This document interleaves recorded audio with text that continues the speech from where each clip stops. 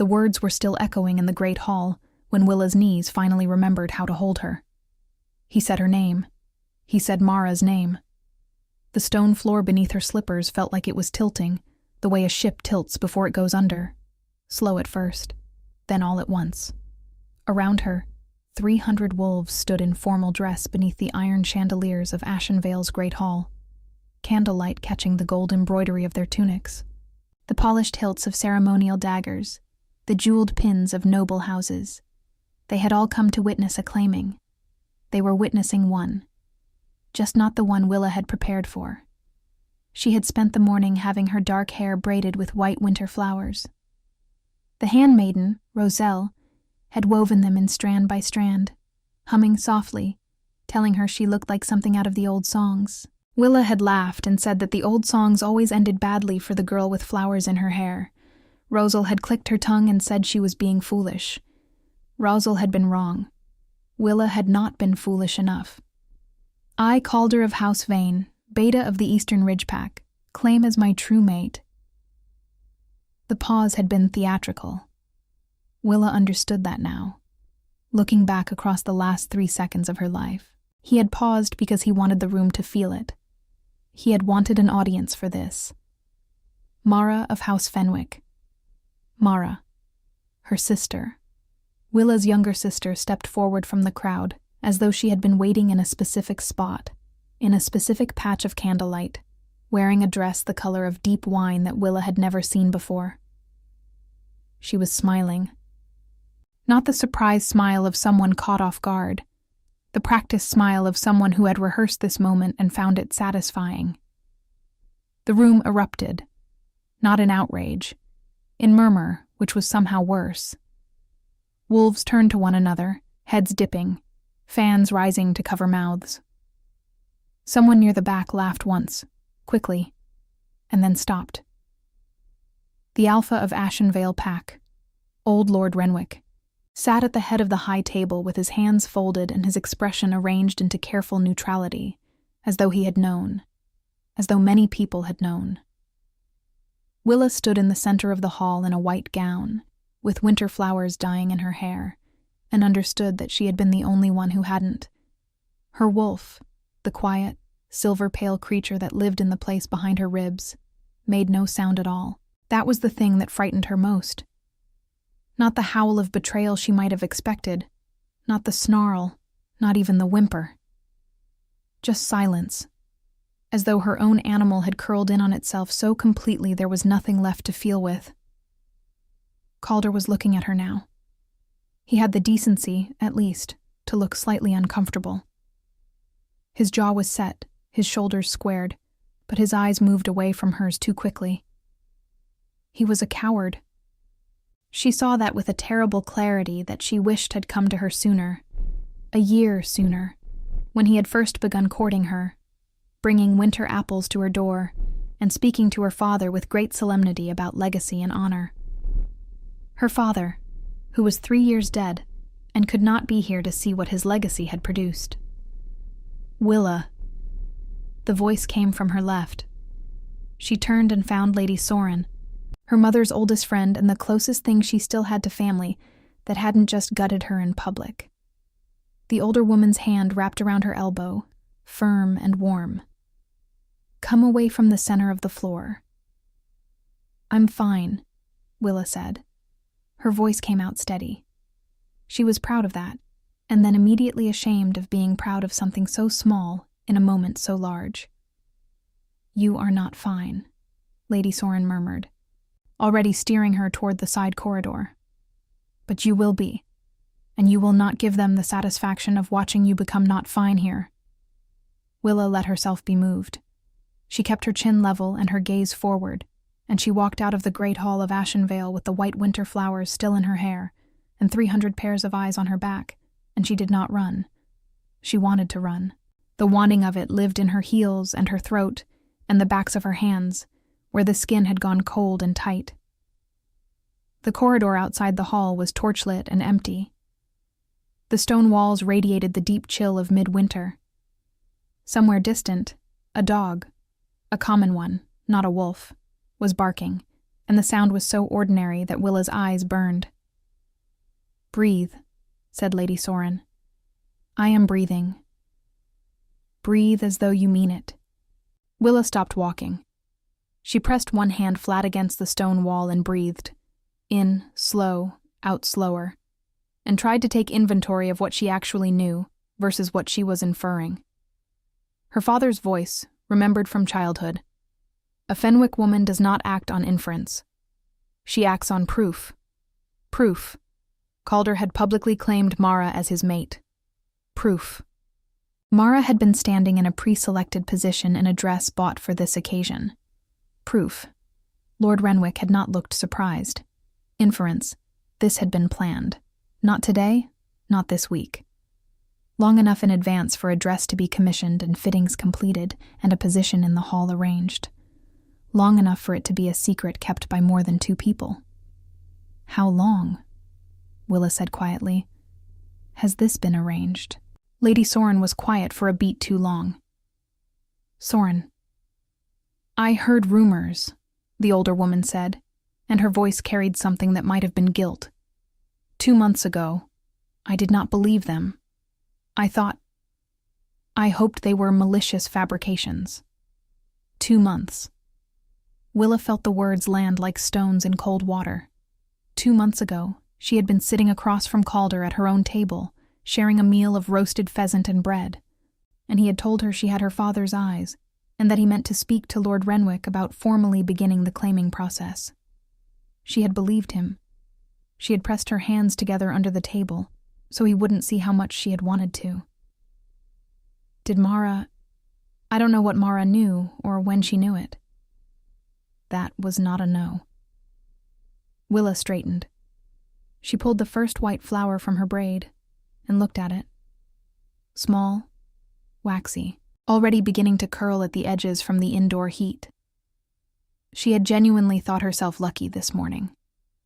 She had stood at a window watching snow settle on the stone courtyard below, and felt a quiet, cautious happiness that she hadn't let herself feel in years, not since her father died and left her to manage House Fenwick alone.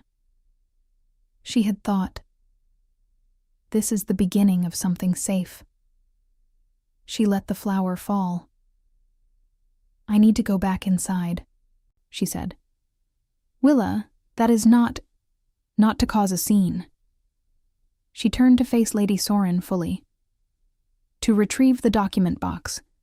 My father's seal and the Fenwick land grants are in the document chest in the antechamber. If Calder has arranged this ceremony with Lord Renwick's foreknowledge, then the next step is the property transfer. A claimed mate's family assets fold into the claiming pack's holdings. That is the law." She paused. "Mara is my blood. If she is claimed by Calder, and Calder is under Renwick's pack, then every acre of Fenwick land, every debt and credit and bond, transfers to Renwick's control." She held the older woman's gaze. "My father spent 30 years building what we have. I will not let it be taken because I was too proud to walk back into a room that humiliated me." Lady Soren stared at her for a long moment. Then, slowly, she nodded. "The antechamber is on the north side of the hall. There is a servant's passage behind the tapestry of the Ashenvale hunt. It comes out near the chest." Willa nodded and moved. She didn't think about Calder's face or Mara's rehearsed smile, or the sound of 300 people murmuring over the wreckage of something she had quietly loved.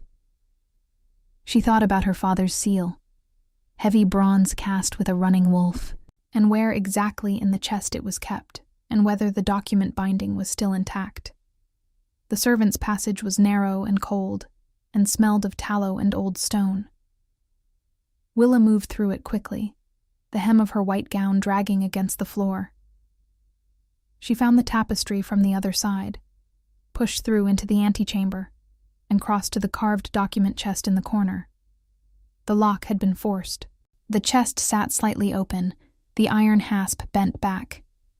The papers inside had been disturbed, not ransacked, but carefully sorted through, the way someone searches when they know what they're looking for.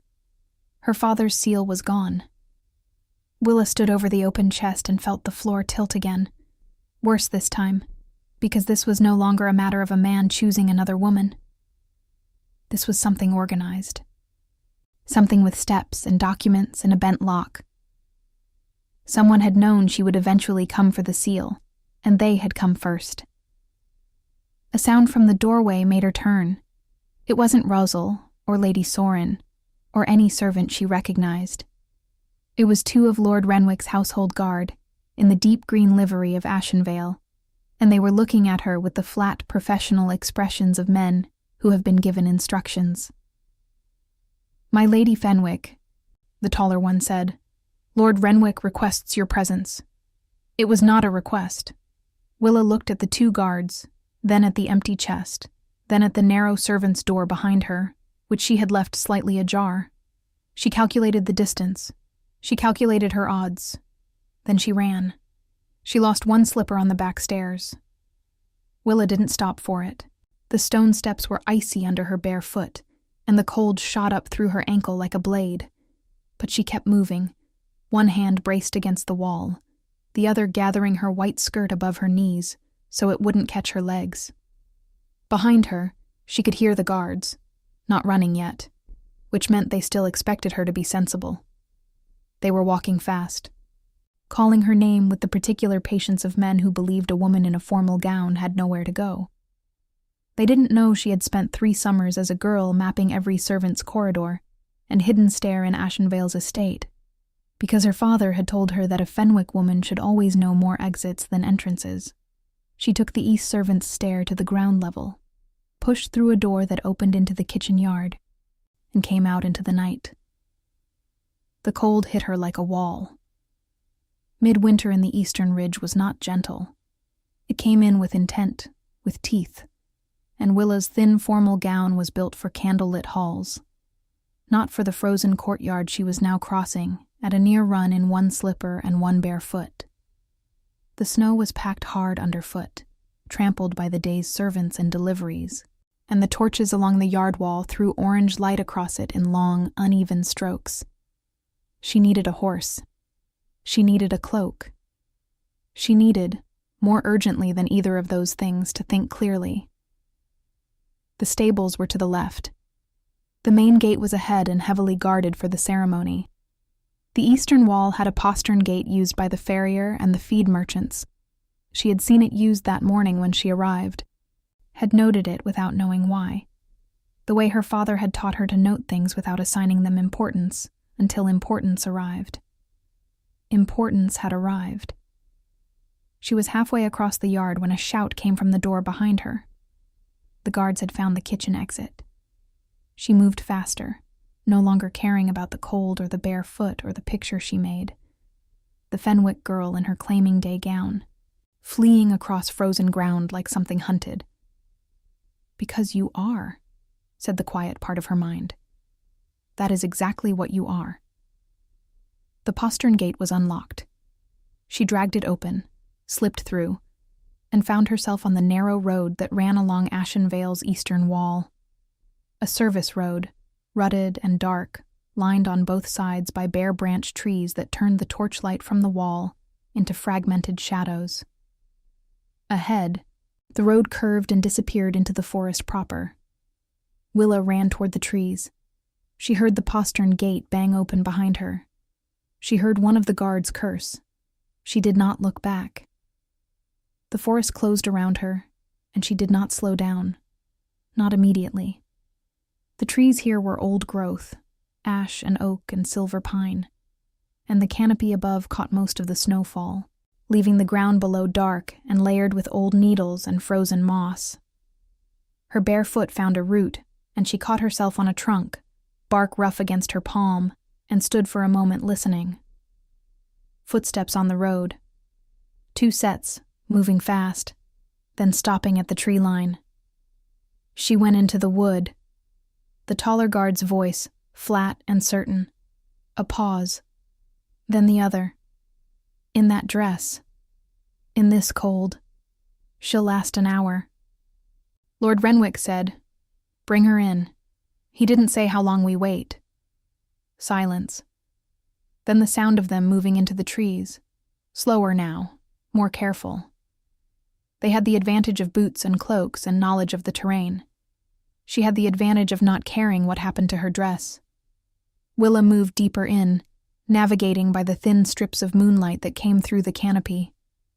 The cold was becoming serious now. Not the discomfort of before, but something with a different quality.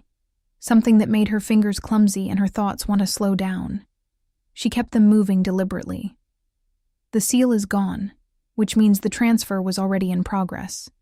Which means Renwick needed her either compliant or absent. Which means whatever Calder offered him. She stepped on something that shifted under her weight, and the ground gave way. It was a snow-covered hollow, hidden under a shelf of frozen ground, the kind of natural depression that appeared without warning in old forest. Willa went down hard, shoulder first, then hip, and rolled twice before she stopped. The breath knocked from her body entirely. She lay on her back in the hollow, staring up through the canopy at the winter sky, which was very dark and very clear, and full of more stars than she usually let herself look at. She couldn't hear the guards. Either they had moved in a different direction, or the hollow's earthen walls were muffling the sound. She lay still and breathed, and took inventory of damage. One scraped palm, one bruised hip, one ankle that protested when she moved it. Nothing broken, nothing that would stop her. She sat up slowly, pushed her ruined hair from her face, and found that several of the white flowers were still somehow tangled in her braid, crushed now, petals darkened. She pulled them all out, one by one, methodically, and dropped them into the snow. Then she heard something else. Not the guards, not behind her. Ahead, deeper in the forest, in the direction she'd been moving. A sound she couldn't immediately classify, low and steady, like wind through a narrow space except there was no wind. She went very still. Her wolf, who had been silent since the great hall, stirred. Not in fear. In something more complex than fear, a recognition she didn't have a name for, something that moved through her chest like a key turning in a lock she hadn't known was there. Her animal raised its head in the dark interior space behind her ribs and went completely, attentively still. What is that? Willa thought, and she didn't mean the sound. She rose carefully from the hollow, favoring the protesting ankle, and moved toward the sound because moving toward unknown things in a dark forest at night was apparently what she was doing now, and she had run out of better options. The trees opened into a clearing. In the center of it stood a figure, and around the figure's feet, the snow was melted in a perfect circle, steaming faintly in the cold air. He was tall, taller than Calder, taller than Lord Renwick's guards, tall in a way that registered as structural, as though he had been built to a different specification than other men. His cloak was dark, travel-worn, thrown back over one shoulder. He wore no ceremonial dress, no pack colors, no house embroidery. He looked like something that had no need to announce itself. He was looking directly at her, not with surprise. Not with the assessing gaze of a man calculating what a lone woman in a ruined gown was worth, in whatever transaction he was currently running. He was looking at her the way a person looks at something they have been waiting for without knowing they were waiting, a recognition delayed, but not diminished. "You're bleeding," he said. His voice was quiet. It carried without effort, the way voices do when they're accustomed to being the only voice in a room that matters. Willa looked down at her palm, where the bark had scraped it. A thin, dark line of blood crossed her lifeline. "It's minor," she said. "Your foot." She looked. The bare one, the one that had lost the slipper, had caught something on the root or in the hollow, and there was blood there too, already drying black in the cold. She looked back up at him. "Who are you?" He didn't answer immediately. He took one slow step toward her and then stopped, as though respecting an invisible boundary. And she noticed two things. First, that the melted circle in the snow had moved slightly to follow him. the warmth radiating from him in a way that was not natural. Second, that her wolf was still doing that nameless thing. Not fear, not aggression, that steady, attended alertness, as though every sense had been sharpened and turned in one direction. "You came from the Ashenvale estate," he said. "The claiming ceremony." "That's not an answer to my question." Something moved in his face. Not quite a smile, but the precursor to one, quickly controlled. "Sebastian," he said, "and you are Willa of House Fenwick, the one who was supposed to be claimed tonight."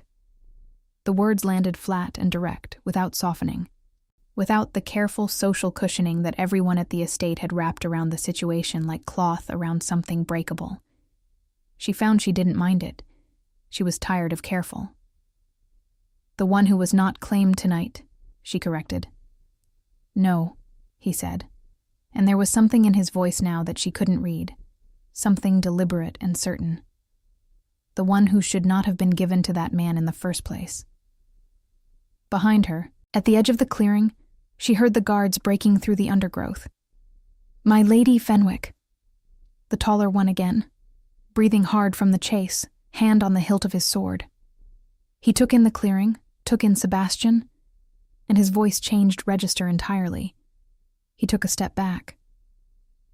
"My lord, we did not know. We are searching for the woman is—" "I see the woman," Sebastian said. His tone had not changed in volume. It had changed in every other way. The guard who had spoken stopped speaking. The other one went very still. The clearing felt suddenly smaller, as though the air itself had reorganized around Sebastian's authority. "She is under my protection," Sebastian said. "You will return to Lord Renwick, and you will tell him that." A long pause. The guard's hand was no longer on his sword hilt. "My lord," he said carefully. "Lord Renwick will want to know under whose—" "Tell him," Sebastian said, "that she stands under the protection of the Lycan crown." The silence that followed was the kind that happens when a room, or a forest, recalculates everything it thought it knew. Willa looked at the man standing in the center of the melted snow and understood, with a clarity that arrived late and landed hard, that she had just run away from one impossible situation directly into another. The man in front of her was not a wandering alpha. He was not a traveling noble. He was the reason the guards had gone pale. Sebastian, the Lycan King. And he had just claimed, in front of witnesses, that she was under his protection.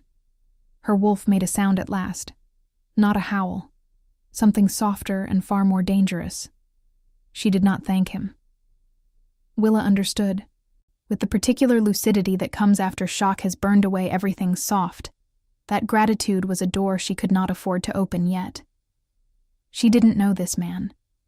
She knew his name, the way everyone in the Eastern Ridge knew his name. Spoken in council halls with lowered eyes, and in village taverns with the specific reverence people reserve for things that can kill them. Sebastian, the Lycan King, ruler of the Northern Territories, sovereign of the oldest bloodline in the known packs, a man whose authority sat above every alpha lord and pack council in the land like a stone ceiling above a crowded room. She knew his name. She did not know him. And she had learned in the last hour exactly what it cost to trust without knowing. The guards retreated. They moved back through the tree line with the careful, unhurried steps of men who needed very badly to appear calm. And then she heard them moving faster once they were out of sight, the sound of their boots on frozen ground fading toward the Ashenvale estate. She watched the space where they had been. "You need to come out of the cold," Sebastian said. "I need," Willa said precisely, "to understand what just happened. Both things can be true at once." She turned to look at him. He had not moved from his position in the clearing, still standing in that circle of melted snow, still watching her with that quality of attention she couldn't categorize. Up close, closer than she had been a moment ago, because she had taken several steps toward him without consciously deciding to. She could see that he was perhaps a decade older than her. that his face was angular and weathered in the way of men who spend real time outdoors rather than performing it, and that his eyes were a shade of gray that the torchlight from the estate wall, distant now through the trees, turned almost silver. Her wolf noticed the eyes. She told her wolf to be quiet. "You said I was under your protection," she said.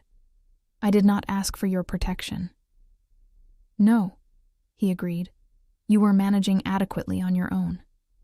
She couldn't tell if he was being dry or sincere. She suspected both.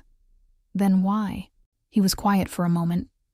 Not the silence of someone searching for an answer, but the silence of someone deciding how much of the true answer to give. "Because what was done to you tonight was a violation of claiming law," he said. "A mate bond does not transfer. If Calder of House Vane registered a mate bond with you through Lord Renwick's Pack Council, then his public claim of another woman is a legal nullification requiring Crown arbitration. That is a very formal answer. It is a formal situation." Willa studied him. "And the informal answer?" Something shifted in his expression. Not much, a fraction, but she was watching carefully. "The informal answer is that I arrived at Ashenvale tonight for a separate matter of pack law, and I watched a man humiliate a woman in front of 300 witnesses and then send guards to detain her when she tried to retrieve her own property." He paused. "I found that objectionable." She held his gaze for a long moment. Then she looked down at her bare foot, which had gone from painful to numb, which she understood was not an improvement. "The formal answer is more useful to me right now," she said. "Then let us find somewhere warm and discuss it formally." He had a camp, not a permanent one, but the kind of structured temporary encampment that a traveling King's party maintained. 3 large tents arranged in a practical triangle at the edge of the tree line on the far side of the clearing, a fire burning in a contained pit at the center, 4 of his guard visible and certainly more beyond her sight. The camp was quiet and organized, and smelled of wood smoke and pine resin, and the particular scent of horse that meant animals well cared for. One of his guard, a broad-shouldered woman with a beta's bearing and close-cropped hair the color of rust, met them at the camp's edge and took in Willa's state with a single, efficient glance. "Clothing," Sebastian said quietly, "and the healer." The beta woman nodded and moved.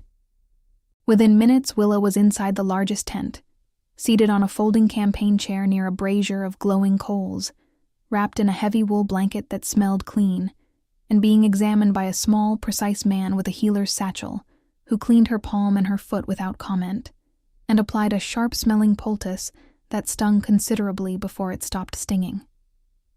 Sebastian waited outside the tent. She was aware of him there, not intrusively, not pacing, simply present, the way a wall is present. She found it difficult to decide how she felt about that. The rust-haired beta woman set a cup near her elbow. It was not tea. It was something dark and herbed and warm, and Willa drank it carefully, testing it first for anything that tasted wrong, because she was done being careless about what people offered her. It tasted of honey and dried blackthorn and something faintly bitter that the healer, watching her, identified without being asked. Blackthorn bark and fireweed, for cold exposure, nothing else. "I wasn't going to say anything," Willa said. "You were going to think it." He closed his satchel. "The ankle will be sore for a few days. The foot will heal quickly. Try not to walk on frozen ground barefoot again. I will add that to my list of intentions." He almost smiled. He left. Willa sat alone in the tent with the brazier and the blanket and her cup, and the wreckage of the evening laid out in her mind with brutal clarity. She went through it methodically, the way her father had taught her. What she knew, what she could prove, what she needed. What she knew.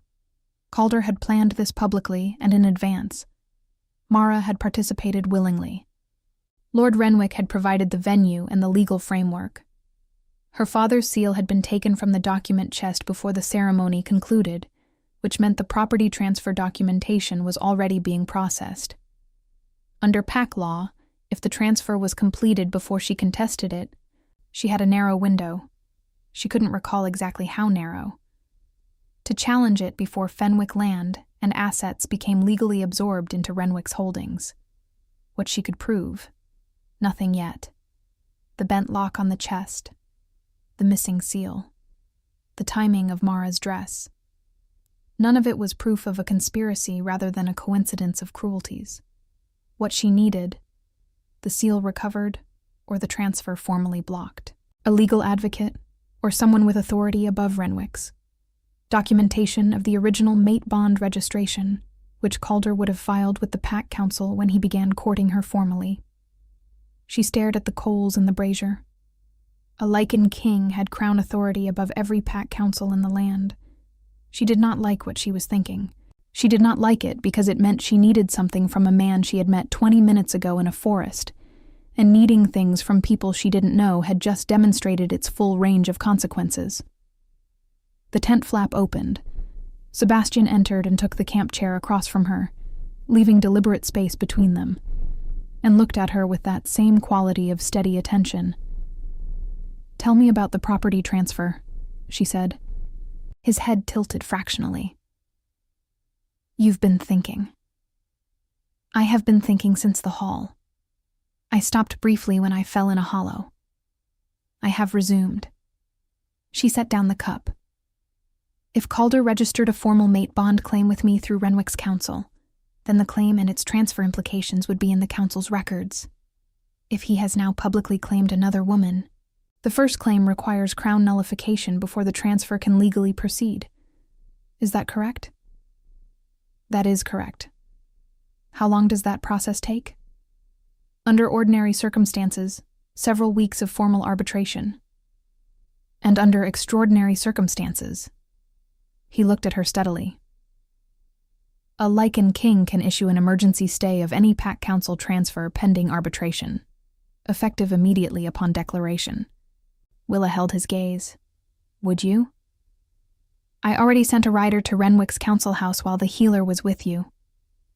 At her expression, something in his face shifted. Not apology, but acknowledgement. "You had already worked out that you needed it. I saw no reason to wait for you to ask." She should have felt grateful. She felt instead a sharp and complicated irritation, because she had wanted to be the one to ask. She had wanted to make the choice deliberately, with full knowledge, not have it made around her while she was being treated for a scraped foot. "You could have waited," she said. "I could have," he agreed. "And every hour I waited was an hour Renwick had to move the documents. It was the right call. She knew it was the right call.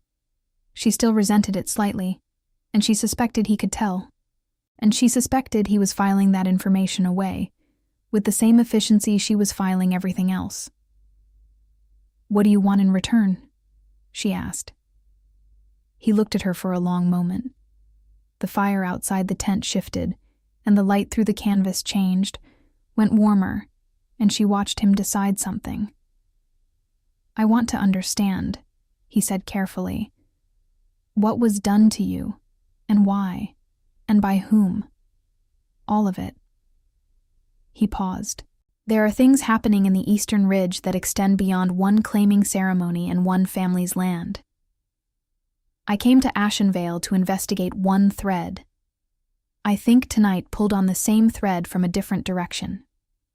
Willa considered that. It was either true, or it was the most elegant framing she had ever heard for. "I want something specific from you, and I am not ready to say what."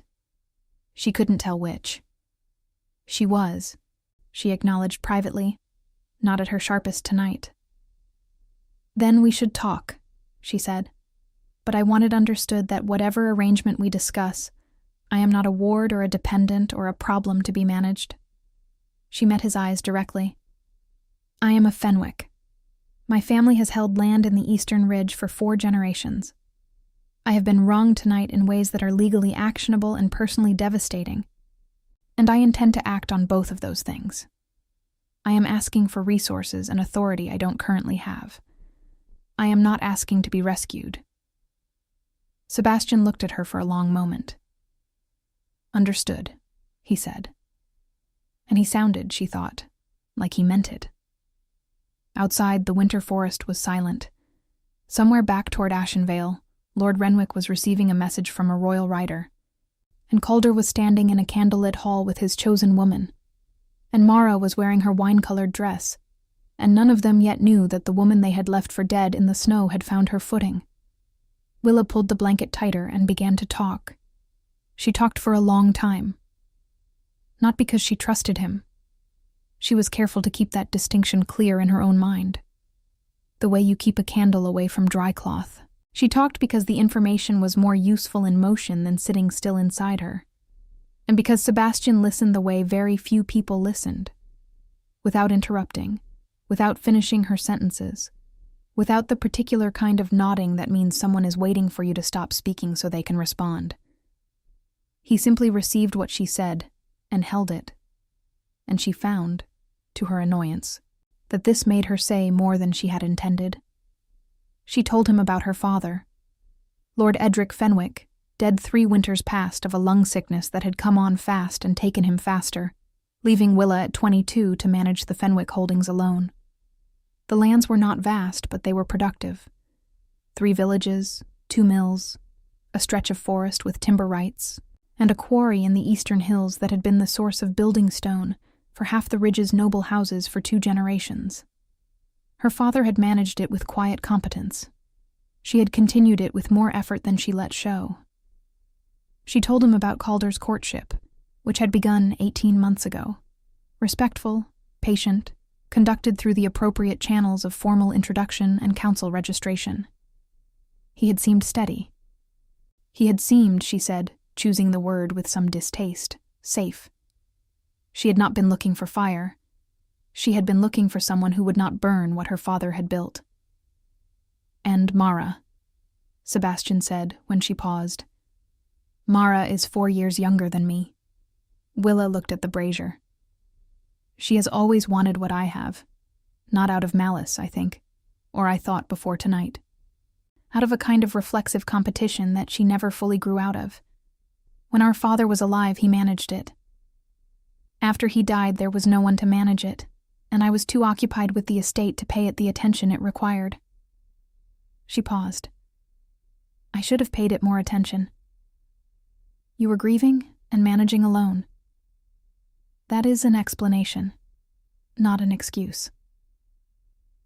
He didn't argue with the distinction. She appreciated that. What I don't understand, she said, is Renwick's involvement. He gains the Fenwick quarry through Calder's claim. That's motive enough on its face. But the quarry alone isn't worth this level of arrangement. Forged documents, a staged ceremony, guards sent to detain me before I could contest. She looked up at him. That's not a man protecting a business interest. That's a man covering something larger. Sebastian was quiet for a moment that told her he had already thought further along this line than she had. The Fenwick quarry produces stone, he said. Where does that stone go? She thought. Noble construction, mostly. Several of the eastern lordships have contracted Fenwick stone for building projects in recent years. A new great hall for Lord Casson. Fortification work for the Aldervane border garrison. She stopped. The Aldervane garrison. Sebastian's expression didn't change, but something in his stillness did. A quality of attention that sharpened without visibly moving. The Aldervane garrison is undergoing significant fortification, he said. Work that was contracted through Renwick's council as regional administrative authority. Work that I have been investigating for the past 2 months, because the scale of it exceeds any defensive purpose I can identify for that location. Willa understood what he was not quite saying. Someone is building something they don't want examined. And they need a reliable, controllable stone supply to do it. A supply that currently answers to a Fenwick woman with her father's accounting habits and her own eyes. The pieces arranged themselves. She felt sick and clear-headed in equal measure, the particular combination that comes when a pattern you've been too close to suddenly becomes visible from a distance. Calder approached me because of the quarry, she said. Not despite my being unbonded and managing alone. Because of it. Because acquiring me through a mate bond was the cleanest legal method of acquiring the supply contract, without raising council flags. And when you began asking questions about the Aldervane contracts, I did ask questions, she said slowly. 6 weeks ago, I found a discrepancy in the stone shipment records. The volumes logged at the quarry didn't match the volumes recorded at the garrison receiving end. I asked Calder about it because he was handling the contract liaison. He told me it was a clerical error, and he would look into it. She paused. 2 weeks later, he told me it had been resolved. It had not been resolved, Sebastian said. The discrepancy you found represents approximately 40% of the stone contracted for the garrison. 40% that was delivered not to the garrison, but to a secondary site that does not appear in any official record. The tent was very quiet. Outside, the fire snapped once and settled. He was going to marry me, Willa said, and heard her own voice come out flat and almost wondering. And then what? Keep me occupied with household management while the contracts ran through my name. Until the construction was complete. After which, I suspect, you would have encountered some difficulty. He said it directly, without softening it, and she understood that he was showing her a respect she hadn't asked for but needed, the respect of not protecting her from the full shape of what she was looking at. A mate bond gives a husband significant legal authority over his bonded wife's property and testimony in pack council proceedings. My testimony could have been invalidated, she said. If I had found the discrepancy again, if I had pushed. She looked at her hands. And if I had become genuinely inconvenient, there are ways to manage that which don't require anything dramatic. A woman in a weakened state, a lingering illness. She stopped. She thought of something. The wine, she said. Sebastian looked at her. At the ceremony tonight before the claiming was announced, there was a formal reception. Renwick's servants brought wine to the principal guests. She pressed her palm flat against her knee, feeling the poultice pull. I didn't drink mine. Rosal, my handmaiden, she knocked it over by accident while arranging my dress. She was mortified. I told her it was fine. She looked up. It wasn't an accident, was it? It was not a question. Sebastian's expression answered it anyway. I need to find Roselle, Willa said immediately. I have already sent... He stopped at her expression. I sent someone to locate your handmaiden before the writer went to Renwick's council. She was found near the kitchen yard. She is here. Willa stood up. The ankle protested. She ignored it. Take me to her. She is sleeping. The healer gave her something. She was in considerable distress when they found her, and she had been... He chose his words. She had been prevented from following you. Forcibly. Something moved through Willa's chest, sharp and hot. Rosal was 50 years old and had been with House Fenwick since before Willa was born. She had woven white flowers into Willa's hair that morning and hummed old songs and called her foolish for her pessimism. How badly? She will recover fully. He paused. She asked, when she was coherent, whether you were safe. Willa sat back down. She did it slowly, because her legs had decided to be less reliable than she required them to be, and she spent a moment looking at the coals in the brazier and breathing with intention until the hot, sharp thing in her chest became something she could work with, rather than something that was working her. I want to speak with her when she wakes, she said. Of course. And I want access to the stone shipment records, whatever you have. You will have them. And I want... She stopped, recalibrated. What is it that you actually want from me, Sebastian? Specifically? Because you have resources and crown authority and an existing investigation, and I have a quarry and a damaged name and a handmaiden in a healer's tent. The exchange is not equal, which means either you are operating from principles I don't yet understand, or there is something I have that you need. He looked at her steadily. Your testimony, when the time comes for council arbitration, is worth considerably more than a quarry. You are the daughter of a respected lord You personally identified the shipment discrepancy, and you were targeted specifically to silence that identification. Your account, given correctly before the right counsel, ends careers and more." He paused. "But that is not the only reason." She waited. "You have your father's eyes," he said, "and apparently his mind. And I have been in this investigation for 2 months, moving carefully around the edges of something I cannot yet see the center of." He looked at her directly. "You found the center in 6 weeks, while managing an estate alone and planning a wedding." Willa looked at him. She was not moved by flattery. She had learned to identify it young and discount it younger. But this didn't feel like flattery. It felt like a man who was accustomed to assessing things accurately saying an accurate thing. "I want it understood," she said, "that when this goes before counsel, I speak for myself. Not through a representative, not summarized by an advocate. Myself. I would expect nothing less." Outside the tent, the camp had grown quieter as the night deepened. Willa could hear the slow breathing of horses, the occasional shift of a guard's boots on frozen ground, the distant sound of wind moving through the upper branches of the old ash trees. The world outside Ashenvale's walls was cold and dark, and full of people who had spent months arranging her removal from it. She was still here. Her wolf, settled now but watchful, turned a slow circle in the space behind her ribs and lay down facing the tent's entrance, facing Sebastian's direction. "Don't," Willa told it silently. Her wolf did not respond. It simply stayed where it was, attending, with the quiet patience of an animal that had already made up its mind and saw no need to argue about it. The council session was held 12 days later in the great chamber of Aldenmore, the crown seat of the Northern Territories, and Willa wore gray. Not the gray of mourning, not the washed-out gray of someone diminished. She wore deep charcoal wool with silver thread at the collar, a Fenwick family piece that Roselle had pressed and prepared with the focused intensity of a woman who had decided that pressing a dress was the most important thing she had ever done.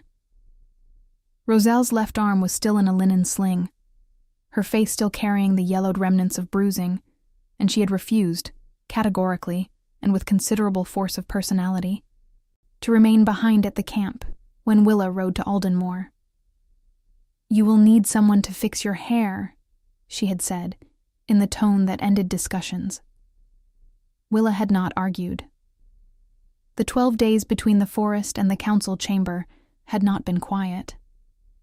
Sebastian's riders had moved through the eastern ridge with the efficiency of a machine that had been waiting for permission to run, and what they brought back had been methodically documented, cross-referenced, and laid out across the campaign table in Sebastian's largest tent with the stone shipment records Willa had identified, and the council registration documents that Calder had filed, and the testimony of 3 quarry workers who had been told to keep their mouths shut about the secondary delivery site and had, it turned out, been wanting to tell someone for months.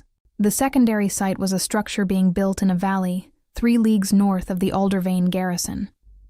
Not a garrison extension, not a fortification, a seat, the kind of seat a man builds when he intends to make a formal claim to territory that does not yet belong to him.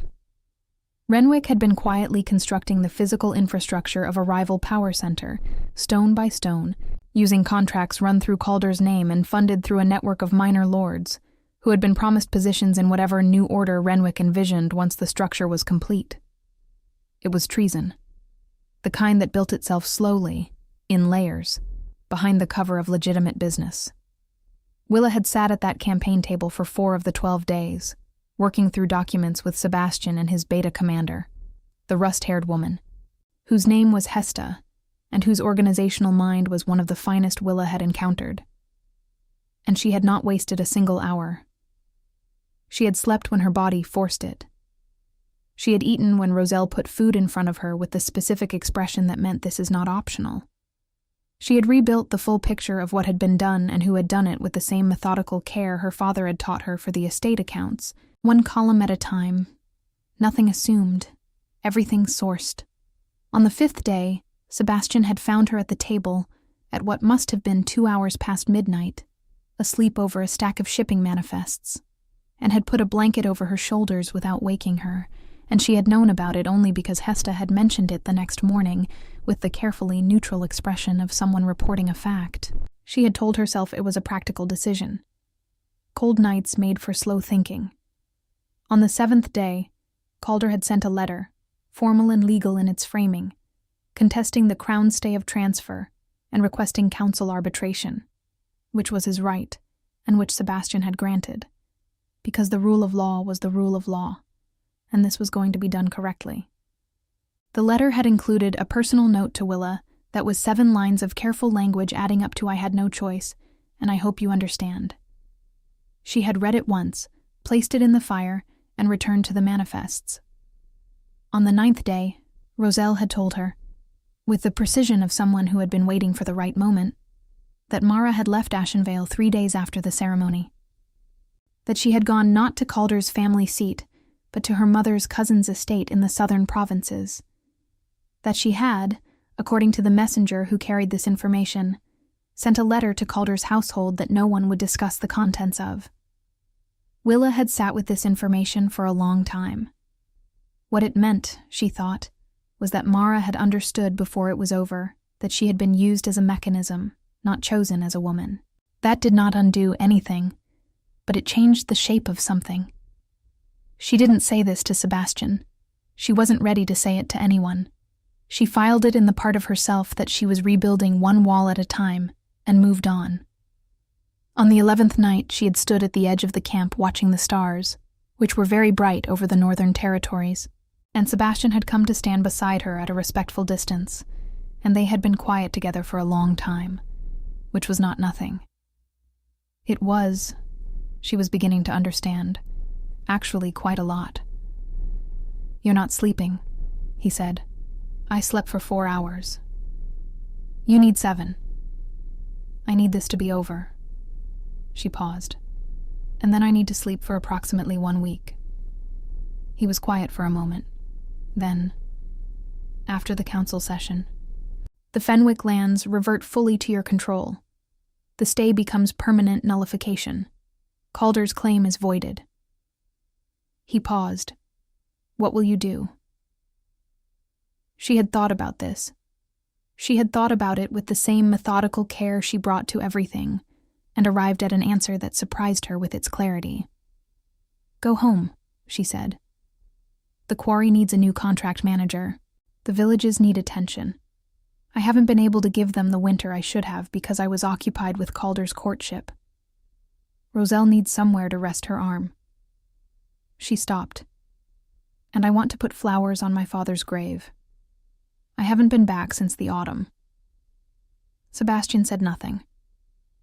But he was looking at her with that quality of attention, and she was aware of him the way she had been aware of him since the clearing, that wolf-specific awareness that lived in the chest rather than the mind. "And after that?" he asked quietly. She looked at the stars. "Ask me after that," she said. "Ask me when I am standing on ground that is mine and I have slept properly, and Roselle's arm has healed, and I know what my own life looks like without someone else's plan inside it." He was quiet for a moment. "That is a reasonable answer," he said. "It is the only honest one I have." He nodded once, slowly, and they stood together in the cold a little longer before she went inside. The council chamber of Aldenmore was full. Every seat was occupied by lords and pack representatives who had received royal summons and understood that declining was not an available option.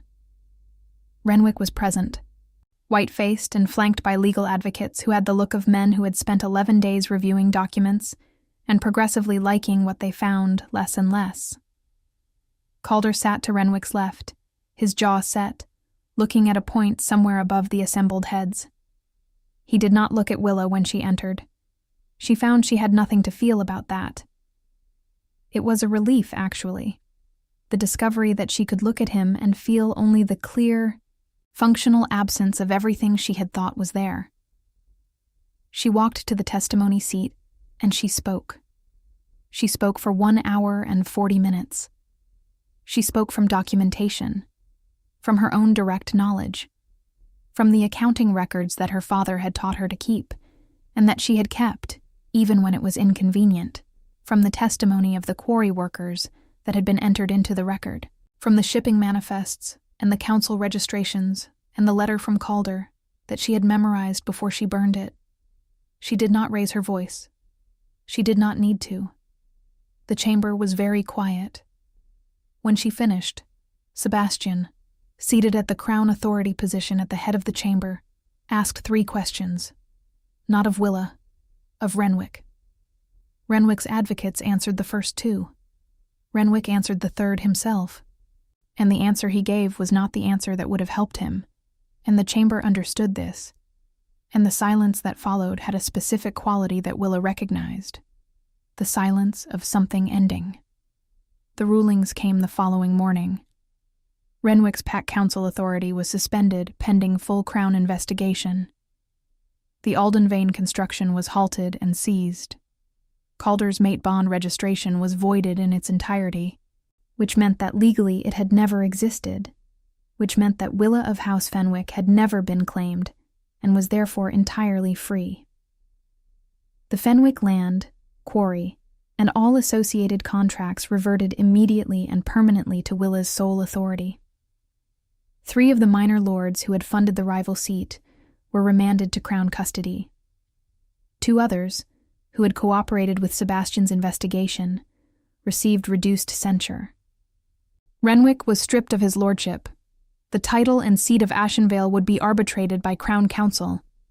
He was an old man who had spent 30 years building something, and it was gone in a morning, and Willa watched him walk out of the chamber between 2 of Sebastian's guard, and felt, in place of the satisfaction she had expected, a quiet and clarifying exhaustion. It was done. Roselle was waiting in the corridor outside the chamber, her sling slightly askew, her eyes bright. She said nothing. She took Willa's hand in her good one and held it, and Willa stood in the stone corridor of Alden Moor and let herself be held for a moment. "We can go home," Willa said. "Yes," said Roselle. "We can." She went home. She put flowers on her father's grave in the small walled garden behind the Fenwick house, winter snowdrops, because that was what was growing. And she stood there for a long time in the cold, saying things she had needed to say for 3 years. She slept for 6 days, with the particular depth of someone who has been running on will and has finally stopped. She walked the quarry with the foreman and reviewed the accounts and began the work of understanding what her holdings looked like now that they were entirely hers. Roselle's arm healed. Mara sent a letter in early spring. It was not long. It said, "I knew what he was using me for before it was over. I should have warned you. I did not. I have no excuse that is sufficient. I am sorry, Willa. You do not have to answer this." Willa read it several times. She did not answer it immediately, but she kept it, which was itself a kind of answer, the kind that needed more time than she currently had. Sebastian came in the spring. Not with fanfare, not with formal announcement. He rode with Hesta and a small guard and sent no advance notice, which she suspected was deliberate, a small courtesy to her preference for not being managed. She was in the quarry office reviewing timber contracts when Roselle appeared in the doorway with a specific expression, the one that meant something is happening that I am choosing not to have opinions about yet. She went out. He was standing in the courtyard with his horse, in travel clothes, looking at the Fenwick house with the expression of a man seeing a place for the first time and locating himself within it. He turned when he heard her step on the gravel. "You look better," he said. "I slept," she said. 7 hours? Sometimes 8. Something moved in his face, warm and controlled and entirely genuine. She had learned, over 12 days of close work, and 11 nights of campfires, and 1 night of standing under stars, to read the small movements of his face, the ones he didn't always know he was making. "You said to ask you after," he said. She looked at him standing in her courtyard in the spring light. This man who had found her in a forest with flowers dying in her hair and sent riders before she could ask and put a blanket over her shoulders at midnight and asked her nothing she wasn't ready to answer. Who had given her back her name and her ground and her father's legacy, and had done it not instead of her but beside her, and had never once made her feel small for needing the help. Her wolf was quiet, not the silence of shutdown, not the silence of shock. The silence of something fully at rest. "I'm asking now," she said. He crossed the courtyard.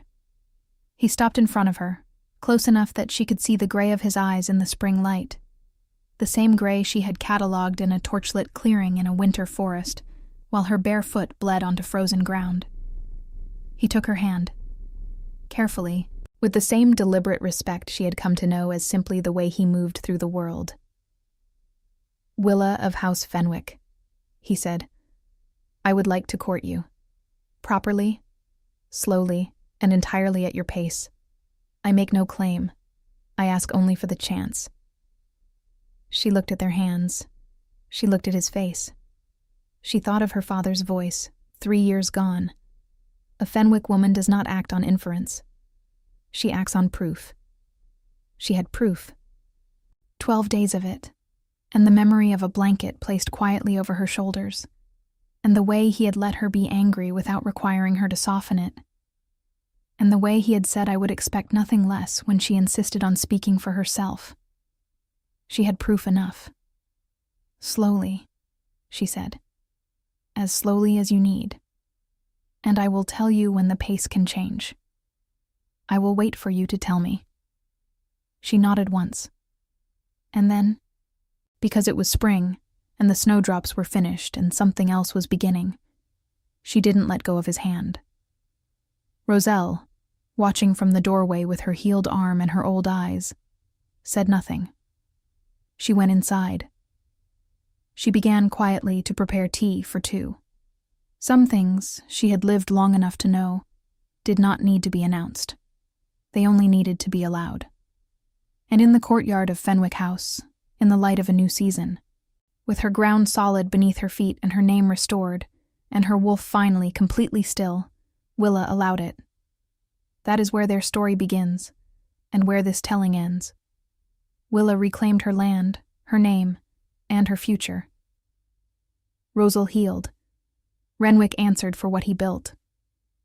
Calder's claim was erased from every record as though it had never been. Mara found her own reckoning, slowly, in the quiet of a southern province. And Sebastian kept every word he gave in a winter forest to a woman who had run barefoot through the snow and refused, even then, to stop thinking clearly. The Lycan King had offered protection. What grew from it, in the end, was something neither of them had named in a forest. They didn't need to. Some things announced themselves.